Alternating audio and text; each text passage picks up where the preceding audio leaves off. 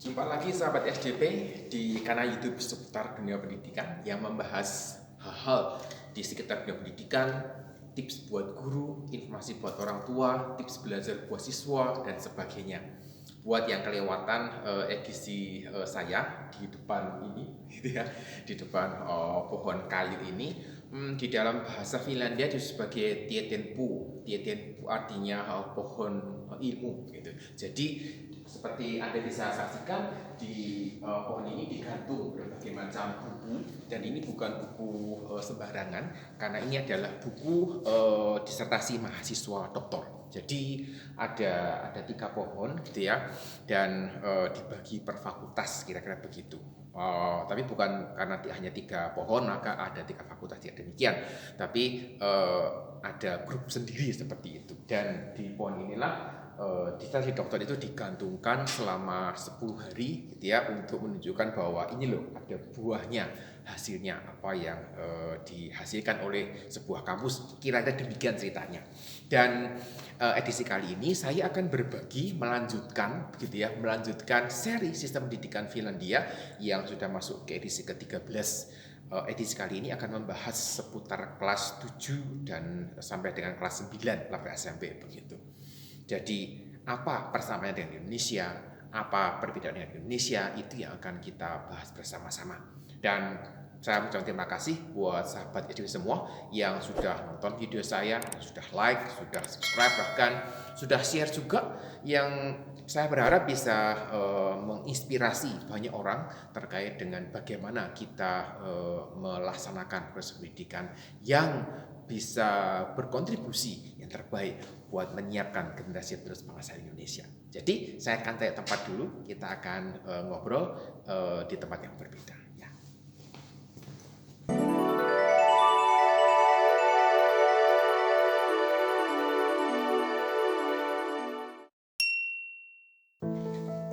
Jadi tema besar di tingkat SMP begitu ya, tema besarnya adalah bagaimana mereka itu bisa bertumbuh sebagai anggota sebuah komunitas. Jadi disadarkan gitu ya bahwa mereka bukan lagi individu, tetapi sebagai bagian dari sebuah komunitas.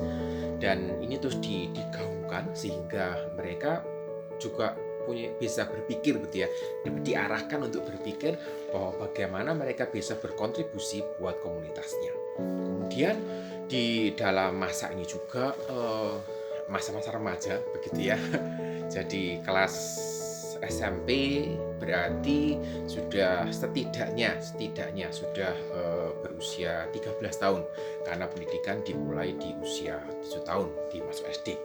Nah, masuk 13 tahun berarti mulai ada teen-teennya gitu ya, 13, 14 dan sebagainya, masuk teenager yang biasanya disebut sebagai remaja. Dan siswa-siswa yang masuk di masa remaja ini sudah mulai membangun identitasnya. Dan ada sebuah video yang sudah saya bahas terkait dengan masa remaja yang dapat disimak jika sahabat SPD ada kelewatan.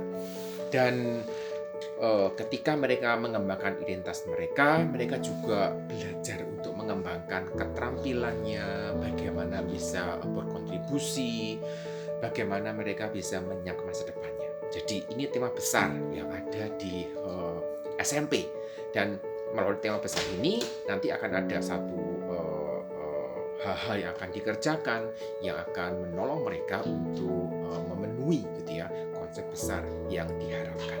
Nah, terkait dengan SMP gitu ya, mestinya berbeda dengan anak-anak di SD gitu ya. Maka ada keunikan apa yang kita bisa perhatikan atau keunikan apa yang kita bisa dapatkan di tingkat SMP ini. Yang pertama adalah siswa itu dimotivasi gitu ya untuk melanjutkan studinya dengan mengambil keputusan berdasarkan realita dan wawasannya. Sama juga seperti di Indonesia, nanti kan saya bahas di edisi-edisi berikutnya terkait dengan tingkat setelah SMP. Jadi ya ada SMA, juga ada SMK begitu ya. Sehingga ketika lulus SMP nanti mereka harus bisa memutuskan, saya akan lanjut ke SMA atau ke SMK. Bagaimana realitanya? bagaimana kemampuan saya, bagaimana minat saya, dan sebagainya. Jadi di masa SMP ini mereka akan dipersiapkan untuk masuk di tahap itu. Kemudian tentu saja mereka dipersiapkan gitu ya terkait dengan dasar-dasar bagaimana dengan identitas pribadi, bagaimana membangun dan meningkatkan keterampilan, karena di masa SD mereka sudah dilatih untuk menemukan potensi diri walaupun masih di tahap dasar gitu ya, dimotivasi untuk mencoba banyak hal untuk menemukan kira-kira bakatnya di mana seperti itu. Kemudian sama di level SMP juga mulai masuk ada guru bina studi gitu ya. Uniknya adalah di Finlandia maka siswa itu boleh memilih mapel mana yang dapat ditekuni. Jadi bukan artinya saya hanya belajar ini tok gitu, bukan. Tapi ada mapel yang standar yang wajib diberikan, tetapi ada juga mapel yang sifatnya pilihan. Jadi misalnya boleh memilih 2 lagi yang bebas begitu. Dan mereka diberi kebebasan memilih mana. Ya macam-macam sih, ada yang strateginya saya pilih yang gampang supaya nilainya bagus, ada gitu ya. Saya pilih ini karena saya suka, ada gitu. Jadi mereka dibebaskan untuk memilih. Salah satu bagian yang menarik gitu ya dalam bagian di SMP ini adalah transfer dari kelas 6 ke kelas 7 atau dari SD ke SMP. Sebenarnya tidak ada istilah apa ya. Ada sih istilah SMP itu ada gitu ya. Ada istilah SMP.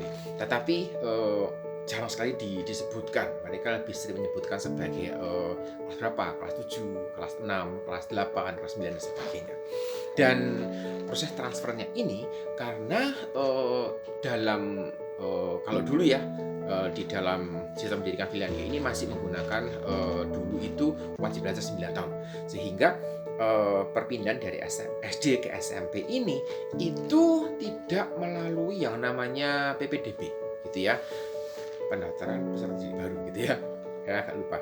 Dan masih menggunakan mode zonasi, tapi jadi rata-rata mereka akan memilih gitu ya, memilih masuk SMP yang dekat dengan lokasi rumahnya.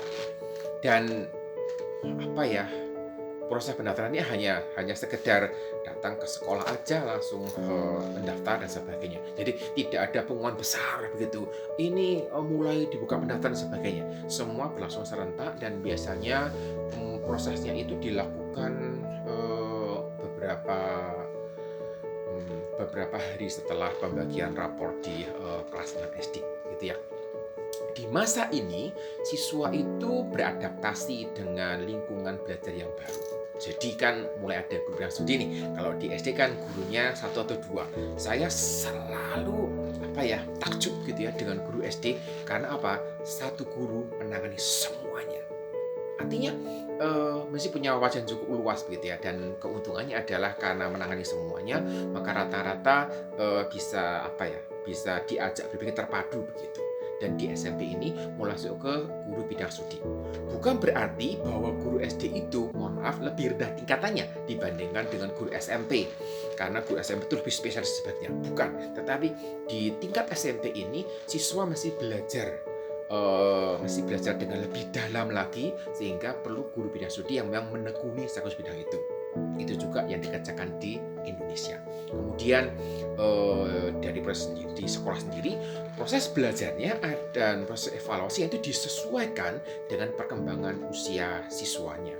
Jadi ketika banyak guru misalnya mode tren dievaluasi menggunakan prestasi, semua presentasi gitu, tidak demikian. Ada yang presentasi, ada yang tidak, tergantung usianya. Ada proyek juga tergantung dari usianya. Kemudian karena terkait hal ini, maka orang tua dan sekolah itu punya kontribusi untuk memastikan bahwa anak itu merasa nyaman dengan situasinya yang baru ini. Jadi memang mereka benar-benar dipersiapkan begitu. Jadi perbedaan waktu ketika di SD mereka duduk di kelas yang sama gitu ya, gurunya sama terus gitu ya. Waktu masuk di SMP mulai berubah. Nah ini mereka disiapkan juga secara mental. Itu yang menurut saya cukup menarik. Dalam hal terkait proses berpikir dan belajarnya begitu, maka sekolah itu berusaha menciptakan iklim yang positif. Artinya ya susah gitu ya, sekolah itu terus menjaga positif. Bagaimana kalau misalnya ada perkelahian, ada bullying yang tidak dapat dihindari misalnya, artinya sekolah itu menyediakan hal-hal yang menunjang siswa untuk bisa belajar. Jadi iklimnya positif. Kalau ada bullying maka ditangani dengan serius, karena di dalam sebuah video terkait dengan anti perundungan di Finlandia sudah ada programnya, sehingga mereka menggunakan program ini rata-rata sekolah sebagian besar untuk menciptakan iklim yang positif di dalam aspek sosial ketika mereka ada di sekolah.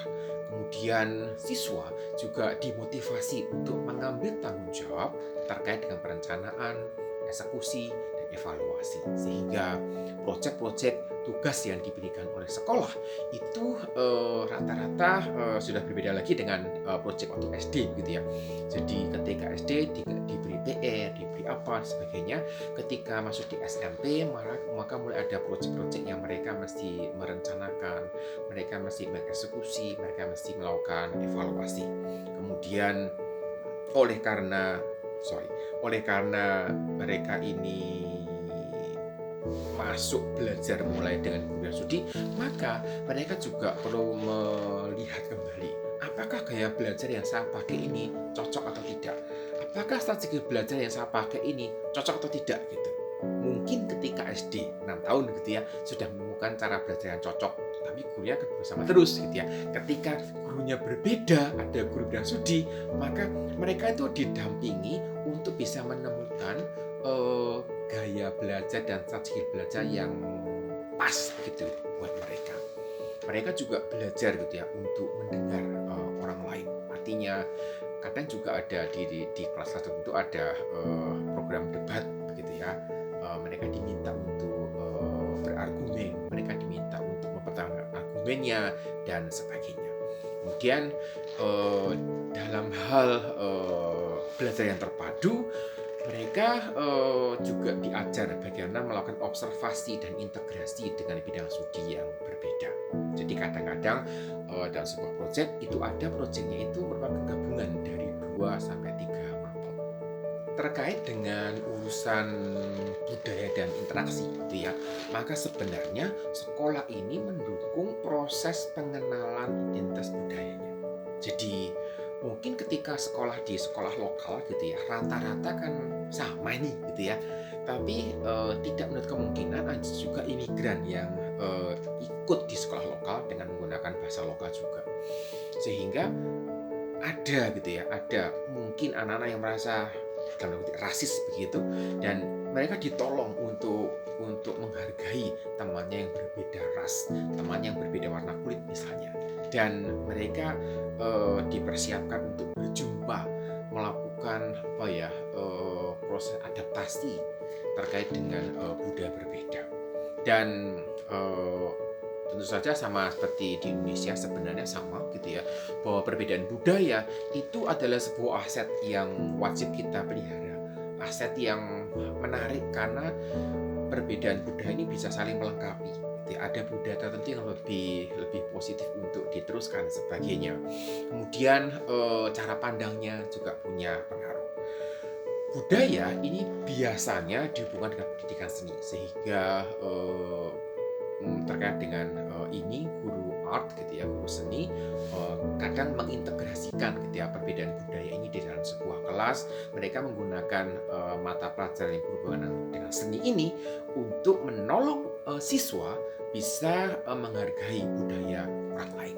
Kemudian proses integrasi dengan mata pelajaran yang lain itu juga membantu gitu ya, membantu proses dialog antar budaya berbeda, proses memahami budaya yang berbeda dan sebagainya. Terkait dengan aspek peduli diri gitu ya, maka siswa ini diajar untuk bertanggung jawab terhadap dirinya sendiri dan juga dengan orang lain. Artinya mereka mereka diberi tugas-tugas tertentu gitu ya. Mereka bisa join ke klub-klub tertentu, mereka bisa join ke dalam latihan tertentu, mengorganisasi kegiatan tertentu di sekolah dan sebagainya, dan mereka belajar untuk bertanggung jawab terhadap dirinya, terhadap tugasnya, terhadap delegasian dari orang lain dan sebagainya. Kemudian tentu saja mesti ada belajar balance dia, keseimbangan hidup antara belajar, istirahat, olahraga, belajar juga variasi makan gitu, supaya kalau makan tidak itu saja gitu, tapi bisa bervariasi makanannya.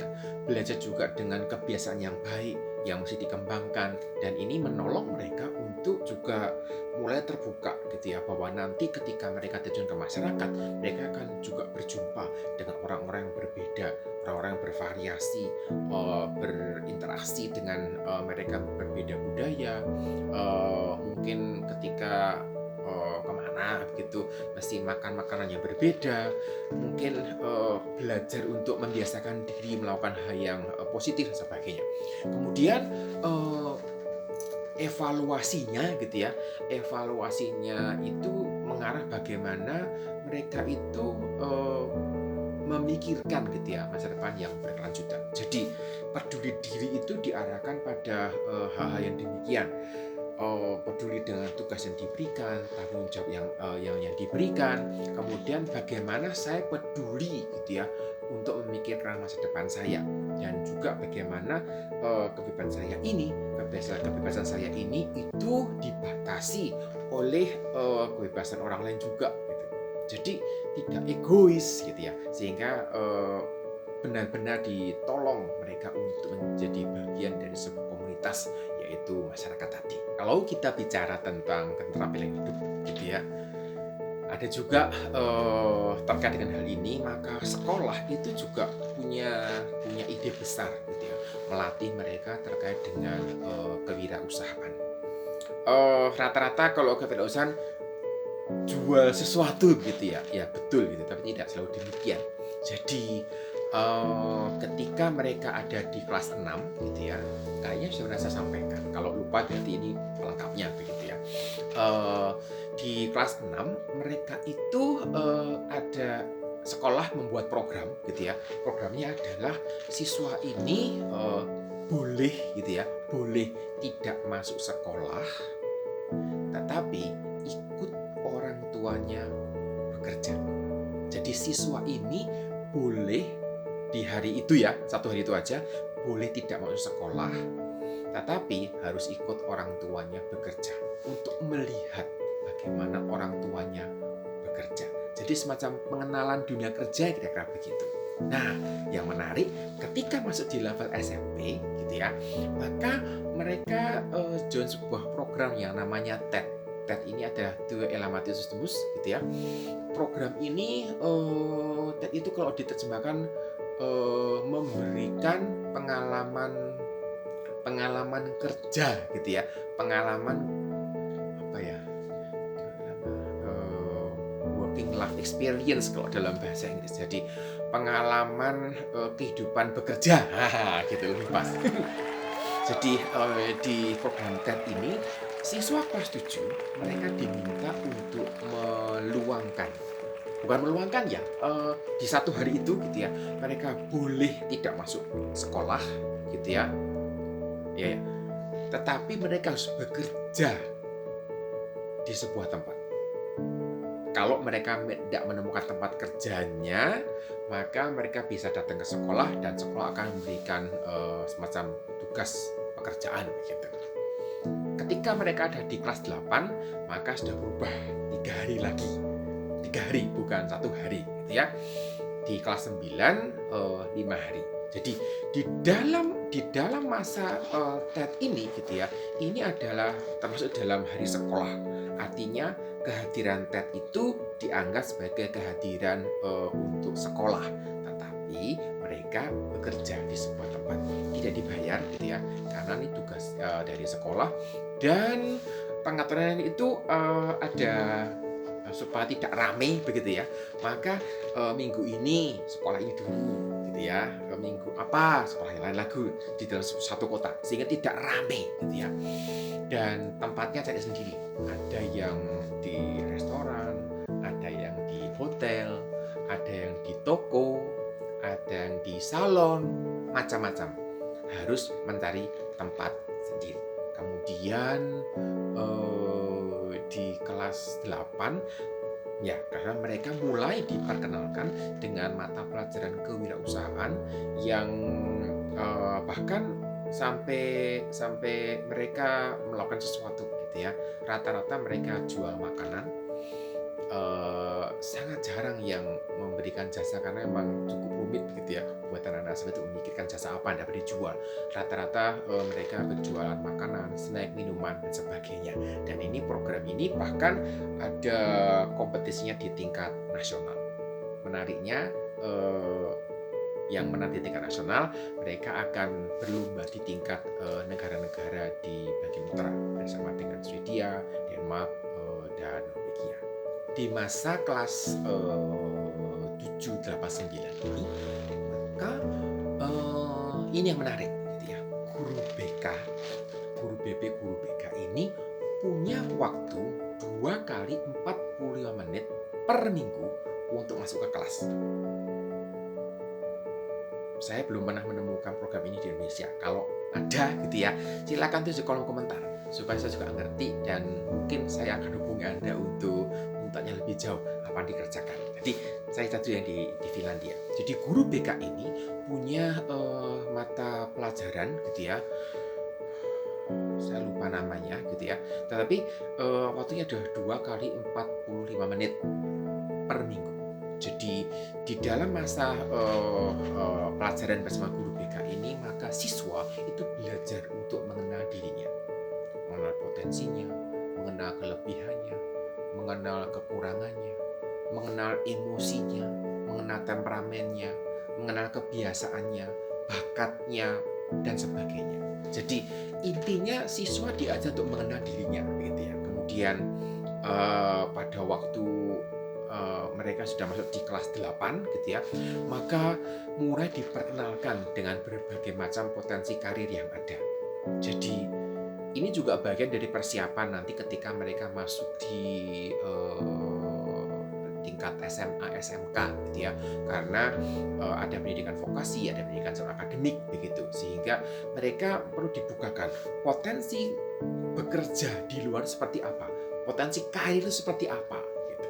Dan seperti saya sampaikan, maka di kelas 9 gitu ya, mereka mulai dibukakan ada pilihan, ini loh jalur vokasi, ini loh jalur akademik. Kalau jalur vokasi itu kemana? Oh, masuk ke SMK berarti nanti kuliah juga di University Applied Science atau universitas yang berhubungan dengan ilmu-ilmu terapan. Kalau masuk jalur akademik nanti ikut di jalur SMA gitu, nanti kuliahnya di universitas dan sebagainya. Dan mulai di SMP kelas 9 gitu ya, di awal tahun ajaran kelas 9 itu mereka sudah diberitahu tentang hal ini, sehingga ketika nanti mereka lulus, mereka pun tidak bingung gitu ya, mau SMA atau SMK, SMK atau SMA, seperti itu. Terkait dengan pemilihan sekolah, maka guru BK, nah guru BK ini punya peran yang sangat krusial, penting gitu. Kenapa? Karena guru BK ini menolong siswa gitu ya, menolong siswa untuk bisa memilih dengan tepat, bukan memaksa begitu ya, memaksa. Kok bisa begitu? Karena guru BK ini akan memanggil siswanya satu persatu, ngobrol sama dia. Seingat saya satu sesi itu 40 menit. 40 menit ini guru BK ini akan ngobrol intensif dengan siswa, satu siswa saja, dan mereka akan melihat apa yang dapat dikembangkan ke depan, minatnya di mana dan sebagainya. Dan melalui pembicaraan ini, maka guru itu bisa memberikan rekomendasi. Tapi ini rekomendasi ya, bukan sebuah keharusan. Dan menariknya adalah guru BK ini gitu ya, guru BK ini bahkan standby gitu ya, standby pada hari pengumuman nanti ketika pengumuman masuk SMA gitu ya, diterima atau tidak gitu ya. Kok ada pendaftaran juga? Ada. Nah, nanti masuk di edisinya di SMA. Tapi ada bocorannya sedikit sekarang ini saya sampaikan bahwa ketika hari pengumuman ditim atau tidak di sebuah SMA atau SMK itu, pada hari yang sama guru BK standby di sekolah untuk menerima siswa atau orang tua yang kebingungan ketika mereka misalnya tidak diterima ke sekolah yang diharapkan. Nah, terkait dengan program tadi bekerja TED gitu ya, Tio Elamat itu tadi pengalaman kehidupan bekerja, ada sebuah program yang menarik yang ada di nasional di seluruh negara di Finlandia, yaitu program namanya Kesätyöseteli. Kesätyöseteli artinya voucher kerja musim panas gitu. Jadi ide besarnya adalah pemerintah kota itu menyediakan dana yang membayar anak-anak berusia 15 tahun ke atas yang ingin bekerja. Jadi mempekerjakan anak begitu ya, tapi ada izinnya gitu. Dan perjanjiannya adalah setiap anak yang berusia 15 tahun ke atas, mereka akan mendapatkan yang namanya Kesätyöseteli ini dari sekolah. Jadi pemerintah kota mendistribusikan Kesätyöseteli ini, voucher kerja musim panas ini di sekolah, dan guru di sekolah akan membagikannya kepada siswa yang berusia 15 tahun ke atas. Perjanjiannya bekerja selama 2 minggu. Jadi 2 minggu berarti 10 hari gitu ya. 10 hari cari tempat kerja sendiri gitu ya. Jadi sekolah tidak mencarikan. Mereka harus aktif mencari kerja sendiri, melamar kerja gitu. Tapi tidak menulis surat lamaran, hanya datang langsung ke tempat yang dituju, kemudian tanya dan sebagainya. Lumayan gitu ya, lumayan karena untuk masa kerja sekitar 2 minggu gitu ya, 2 minggu 10 hari ini mereka dibayar sekitar 370 euro gitu ya, lumayan gitu ya.